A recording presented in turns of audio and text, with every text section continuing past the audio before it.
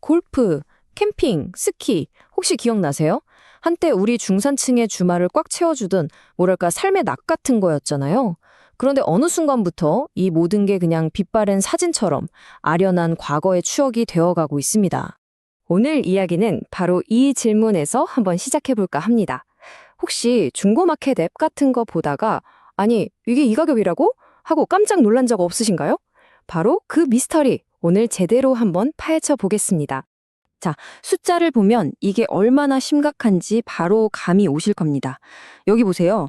불과 몇 년 전만 해도 150만 원 주고도 못 구해서 발을 동동 구르던 텐트가 지금은 80만 원, 거의 반값에 내놔도 거들떠보는 사람이 없어요. 이건 그냥 유행이 좀 지났다 이 수준의 이야기가 아니라는 거죠. 뭔가 더 근본적인 변화의 신호탄인 셈입니다. 그리고 이게 캠핑 용품에만 국한된 얘기가 아니라는 게 더 심각합니다.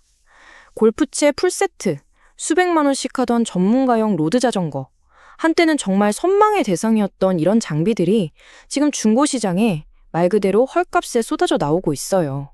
이건 특정 산업 하나가 아니라 레저 생태계 전체가 뿌리부터 흔들리고 있다는 뜻입니다. 자, 그럼 도대체 왜 이런 일이 벌어지고 있는 걸까요? 첫 번째 파트에서는 이 모든 현상을 관통하는 핵심적인 이유, 바로 사라진 세 가지 조건에 대해 알아보겠습니다.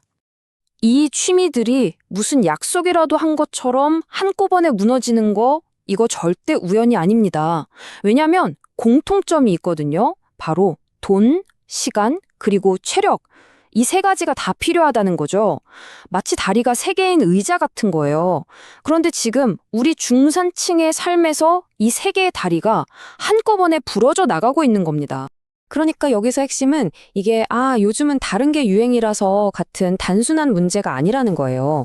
이건 훨씬 더 깊은 곳에서부터 오는 우리 사회의 뼈대가 흔들리는 일종의 구조적인 붕괴 신호일 수 있다는 겁니다. 자, 그럼 누가 이 시장을 떠나고 있고 또 누가 아예 들어올 엄두조차 못 내고 있는지 좀 더 구체적으로 들여다보죠. 두 번째 파트입니다. 바로 떠나는 고객, 그리고 오지 않는 고객. 지금 이 시장은요, 양쪽에서 동시에 쥐어짜이고 있는 형국입니다.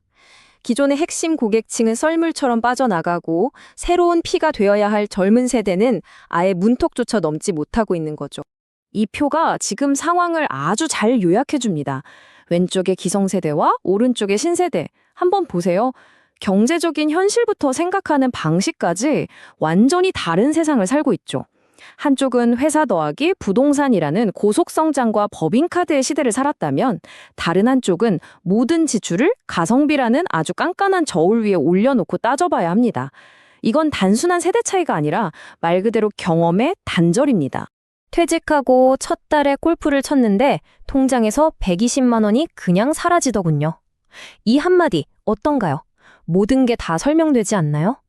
회사라는 든든한 울타리가 사라졌을 때 은퇴한 베이비붐 세대가 마주하게 되는 그 차가운 현실을 보여주는 정말 생생한 증언이죠. 자, 그럼 젊은 세대가 마주한 벽은 얼마나 높을까요? 3인 가족이 주말에 2박 3일로 스키 여행을 간다고 한번 상상해보죠. 리프트권 끊고 숙소 잡고 장비 빌리고 다 합치면 얼마?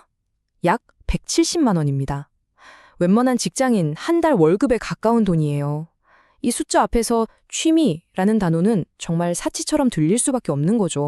바로 이겁니다. 이게 MZ세대의 머릿속에서 돌아가는 계산기예요. 그들은 바로 계산하죠. 170만 원이면 차라리 그 돈으로 일본 왕복 항공권을 끊겠다.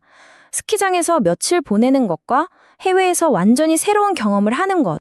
이 두 가지의 가치를 저울질하는 겁니다. 그리고 그 저울은 점점 더 해외여행 쪽으로 기울고 있는 거고요. 세 번째 파트로 넘어가 보겠습니다. 그런데 말이죠. 이 모든 게 단순히 경기가 안 좋고 세대가 변해서 그런 걸까요? 천만에요. 업계 스스로가 어떻게 치명적인 실수를 저질렀는지 그들이 스스로 판 무덤에 대해서도 이야기해봐야 합니다. 이걸 우리는 배짱 장사의 악순환이라고 부를 수 있을 것 같아요. 인건비 오르고 전기세 오르니까 업체들이 그 부담을 하나도 빼놓지 않고 100% 소비자한테 떠넘긴 겁니다. 대표적인 게 바로 캠핑장의 2박 우선 예약제 같은 것들이죠. 뭐 단기적으로는 이익을 봤을지 몰라요. 하지만 장기적으로는 고객들이 여긴 너무 비싸다, 불합리하다고 느끼게 만들면서 스스로 고객의 발길을 끊게 만든 셈입니다. 이게 남의 나라 이야기가 아닙니다. 일본의 아주 유명한 캠핑 브랜드죠. 스노우피크. 이 사례는 정말 소름 돋는 경고를 우리에게 보내고 있습니다. 우리와 너무나 비슷한 과정을 겪으면서 부풀어 올랐던 그 취미 거품이 얼마나 허무하게 터져버리는지를 극명하게 보여주거든요. 순이익이 무려 99%가 증발했어요. 99%라는 건 그냥 0이 됐다는 얘기입니다. 여기에 정말 엎친 데 덮친 격으로 외부 충격까지 더해집니다. 기후변화 때문에 겨울은 점점 짧아지죠. 인공눈을 뿌리는데 드는 전기요금은 폭등했죠. 심지어 이제는 일할 사람조차 구하기가 하늘의 별 따기가 됐습니다. 이 세 가지 위기가 동시에 덮치면서 스키장 같은 산업은 이제 밑빠진 독에 물붓기가 되어버린 겁니다. 자, 이제 마지막 네 번째 파트입니다. 여기서부터는 렌즈를 좀 더 넓게 당겨서 이 현상이 우리 사회 전체에 던지는 의미를 한번 생각해 보겠습니다. 이건 단순히 몇몇 산업의 위기가 아니라 어쩌면 우리 사회가 여가 계급 사회로 진입하고 있다는 아주 중요한 신호일 수 있습니다. 이 낚시 인구 통계 한번 보시죠. 이거 보고 저도 정말 깜짝 놀랐습니다.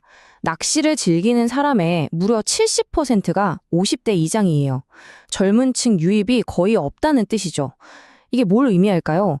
예전에 아버지가 아들 손잡고 낚시터 가서 낚시하는 법 가르쳐주고 이런 풍경, 즉 취미를 이어주는 그 문화적인 연결고리가 완전히 끊겨버렸다는 겁니다. 저희는 이 현상을 취미의 단절이라고 정의하고 싶습니다.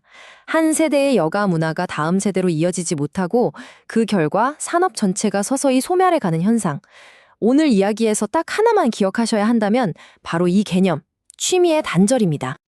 그렇습니다. 이제 우리는 이 문제를 단순히 어떤 산업이 망했다가 아니라 좀 더 큰 사회적 관점에서 봐야 합니다. 취미가 사라진다는 것은 우리 사회의 허리인 중산층이 제대로 쉴 권리, 쉴 능력, 그 자체를 잃어가고 있다는 가장 강력한 경고등이기 때문입니다. 한 전문가의 말처럼 취미의 상실은 단순히 여가의 상실이 아닙니다. 그것은 인간관계의 상실로 이어집니다.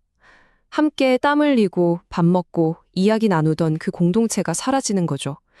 특히 은퇴 후에 새로운 관계 맺기가 절실한 분들에게는 이게 너무나 가혹한 현실이 아닐 수 없습니다.